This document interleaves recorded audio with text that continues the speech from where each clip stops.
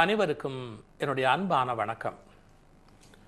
செம்மொழி மகாநாடு சமயத்திலே ஒரு நாளிதழ் வெளியிட்ட ஒரு நல்ல மலர், சிறப்பு மலர். அதில் தமிழர் வாழ்வியலில் நீருக்கு கொடுத்த ஏற்றம், நீர் நிர்வாகம், நீர் மேலாண்மை, தண்ணீரை பாசனத்துக்கும் மற்றைய செய்திகளுக்கும் பயன்படுத்திய முறைகள், இவை பற்றிய ஒரு அழகான ஒரு ஆழமான ஒரு கட்டுரை திரு கோமதி நாயகம் என்ற ஒரு அன்பர் எழுதியிருக்கிற ஒரு அருமையான கட்டுரை. அது படிப்பதற்கான வாய்ப்பு கிடைத்தது. அது ஒரு அழகான செய்தி சொல்லுகிறார். எவையெல்லாம் ஒரு மனிதனை மேலான உலகத்துக்கு இட்டு செல்லும் என்று சிறு பஞ்சம் மூலம் சொல்லுகிற போது ஒரு செய்தி சொல்லுகிறது. குளம் தொட்டுன்னா நீர்நிலைகளை மக்களுக்கு ஏற்படுத்தி தருகிறவர்கள். குளம் தொட்டு, தோண்டுவதற்கு தொடுதல்னு பேரு.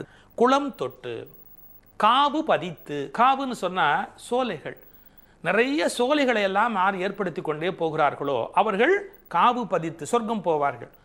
இப்போ யோசிச்சு பாருங்க, இந்த நூற்றாண்டுகளில் இந்த தர்மங்களை ஏற்படுத்த முடிகிறதா? எங்காவது ஏரி வெட்ட முடியுமா? இனி வருங்காலத்தில் ஏரிகள் எல்லாம் ஏற்படுத்தவே முடியாது. ஒரு குறிப்பு அவர் எழுதுகிறார். 39,202 ஏரிகள் தமிழகத்தில் இருந்ததாக ஒரு குறிப்பு இருக்கிறது. நாம் ஏரிகளை தூர்த்து வீட்டு மனைகளாக கட்டிக்கொண்டே வருகிறோம். அவற்றை நாம் நகர்ப்புறங்களாக ஆக்கி கொண்டு வருகிறோம். எவ்வளவு ஆக்கிரமிப்பு செய்ய முடியுமோ ஆக்கிரமிப்பு செய்து விடுகிறோம். இன்றைய சூழ்நிலையில் யாராவது ஒரு பெரிய ஏரி வெட்ட முடியுமா? அதற்குரிய காலி இடத்தை கண்டுபிடிக்க முடியுமா? நான் எதற்காக இதை சொல்லுகிறேன்? நீர் மேலாண்மையில் ஒரு காலத்தில் தமிழர்கள் எப்படி இருந்தார்கள் என்பதை அந்த கட்டுரை நினைவு கூர்ந்த போது எனக்கு நெஞ்சு குளிர்ந்தது. குளம் தொட்டு, காவு பதித்து, வழி சீத்து என்றால் சாலைகள் அமைத்து, மக்கள் போவதற்கு வருவதற்கு தேவையான சாலைகள். ஒரு செய்தி குறிப்பு படித்தேன். உருமலைப்பேட்டை, அவிநாசி, கரூர் வழியாக வடக்கு வரையிலே ஒரு தேசிய நெடுஞ்சாலை ஒரு காலத்திலே இருந்திருக்கிறது. எவ்வளவு நீண்ட நெடுஞ்சாலை பாருங்கள். அந்த நெடுஞ்சாலையில் மக்கள் போய் வருவதற்கு ஏற்றபடி அவர்களை பாதுகாத்து மன்னர்கள் படை நிறுத்தி இருக்கிறார்கள். அதாவது அங்கங்க நிழல் தொகுப்பாக அந்த படை வீரர்கள் நின்று கொண்டு இந்த வணிகர்களுக்கு பாதுகாவல் தருவார்களாம். குளம் தொட்டு, காவு பதித்து, வழி சீத்து, உளம் தொட்டு உழுவயல் ஆக்கி. அதாவது எங்கெல்லாம் புறம்போக்கு நிலைமையா காடா மேடா கிடக்குதோ அதெல்லாம் உழுது வயலாக ஆக்குவது, விதை போட்டு வளரக்கூடிய, பயிர் வளரக்கூடிய இடமாக ஆக்குவது. வளம் தொட்டு பாகுபடும் கிணற்றோடு, நல்ல வளத்தை உண்டாக்கி, உழுவயலை உண்டாக்கி, வளத்தை உண்டாக்கி, அப்புறம் கிணறு தோண்டுவது, அதுக்கு தேவையான நீர்ப்பாசனத்துக்கு கிணறு தோன்றுவது என்று இவை பார்ப்படுத்தால் ஏகும் சொர்க்கம் இனிது. சிறுபஞ்சம் மூலம் முடிஞ்சு போச்சு. இந்த 5 காரியம் பண்ணினவர்கள் சொர்க்கத்துக்கு போவார்கள் அப்படின்னு சொல்லுகிறார்.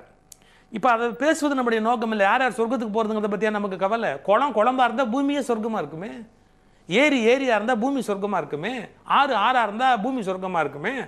எத்தனை ஆறுல சாக்கடை கலக்குது, எத்தனை குளத்துல தேவையில்லாத பிளாஸ்டிக் பை குப்பைகள் கிடக்குதானே. நம்ம இதை பற்றிலாம் யோசிக்கணும். ரொம்ப முக்கியம். எப்படின்னா, நீர் மேலாண்மை எப்படி நடத்தி இருக்கிறார்கள் என்றால், ஒரு ஆறு, அந்த ஆறிலிருந்து பெருகிற வெள்ளம் வரிசையாக ஒரு ஏரியிலிருந்து இன்னொரு ஏரி, அந்த ஏரியிலிருந்து இன்னொரு ஏரி, தொடர் சங்கிலி போல அமைக்கப்பட்டிருக்கும். அதை எப்படி வைத்தார்கள் இதை காப்பாற்றுவதற்குன்னா, கடைசியாக இருக்கிற குளம் கோயில் குளமா இருக்கு. இந்த கோயில் குளத்துல போய் தண்ணீர் நிரம்புகிற வரையில யாரும் அந்த மடையை அடைக்கக்கூடாது. அது பாட்டு போய்கொண்டே இருக்கும். அப்போ நடுவில் தான் சுயநலமாக பெற வேண்டும் என்று யாரும் எந்த காரியமும் பண்ண முடியாது. அதுக்காக கடைசியாக கோயில் குளத்தில் தண்ணீர் நிரம்பி அதை எடுத்து கடவுளுக்கு அபிஷேகம் பண்ணினா தான் மடையை அடைப்பதுங்கிற பழக்கத்தை ஏற்படுத்தி வைத்திருக்கிறார்கள். இதெல்லாம் யோசிக்கணும். கன்னியாகுமரியில் பாய்ந்து வருகிற அந்த நதி இருக்கு, அது கன்னியாகுமரி கோயிலில் முடிவடையக்கூடிய வகையில் அமைக்கப்பட்டிருக்கிறது. தாமிரபரணி நதி இருக்கிறது அல்லவா, அது திருச்செந்தூர் கோயிலில் கடைசி குளம். அது நிரம்புகிற வரையில மற்ற யாரும் அடைக்கக்கூடாது. கோயில் குளம் நிறைய வேண்டும் என்று தண்ணீர் தொடர்ந்து வருவதற்கான ஏற்பாடு செய்தார்கள். இது எதற்காக நான் இப்போ சொல்லுகிறேன்னு கேட்டால், இனியெல்லாம் கோயில் குளங்களோ பெரிய ஏரிகளோ அமைப்பது சிரமம். இருக்கிற ஏரிகளை நாம் தூர்த்து குடியேறுகிற பழக்கங்களை விட்டு அதை பாதுகாப்பதற்கு முயற்சி செய்ய